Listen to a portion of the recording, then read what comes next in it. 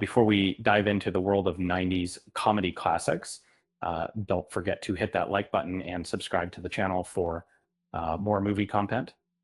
What happens when a dark horror-orientated comic book is adapted into a lighthearted, uh, family-friendly film? And the answer lies in the case of Jim Carrey's iconic portrayal of Stanley Ipkiss in The Mask. And however, if the movie had followed the comic book's original path, it could have been a completely different story. Uh, Director Chuck Russell revealed that there was a moment where The Mask could have morphed into a horror-themed film instead, with ties to the Nightmare on Elm Street franchise and New Line Cinema.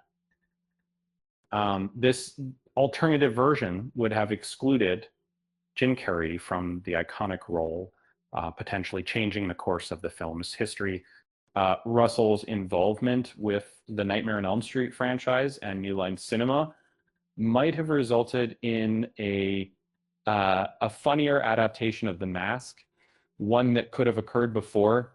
Jim Carrey took on the role in simpler terms. Russell suggested that an earlier version of the Mask movie may have been more faithful to the comics, potentially excluding Jim Carrey from this defining early role. The comic book adaptation of The Mask was indeed quite frightening, with scenes that would have been too similar to Freddy Krueger from Elm Street. However, director Chuck Russell predicted that it would be dreadful. But there was this man named Jim Carrey who had recently made his debut in color television,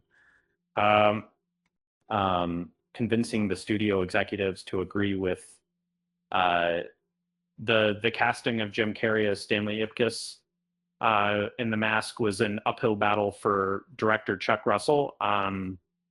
However, Jim Carrey's talent was so extraordinary that it was challenging to convey the potential he possessed.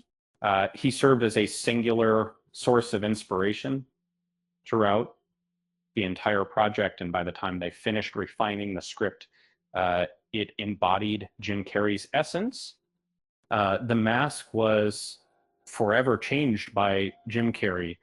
In fact, according to director Chuck Russell, the Mask comic books had to be redrawn to look like Jim Carrey. This was a significant challenge for the visual effects team, but they overcame it together, delivering a film that exceeded expectations. The team's work was so impressive that even the senior-most professionals at Industrial Light and Magic began attending their daily meetings. And this collaborative effort was a key factor in the film's success, and it's a testament to the power of independent filmmaking. Over the past few years, mature comic book adaptations have been outshining their family-friendly Marvel and DC movie counterparts in terms of success. Could we expect a comeback of The Mask delving back into its original grittier narrative? Frankly, I wouldn't bet against it. After all, as the saying goes, a mask is like a banana. It's only funny until you slip on it and get monkey crazed. With that said, thanks for watching, and until next time.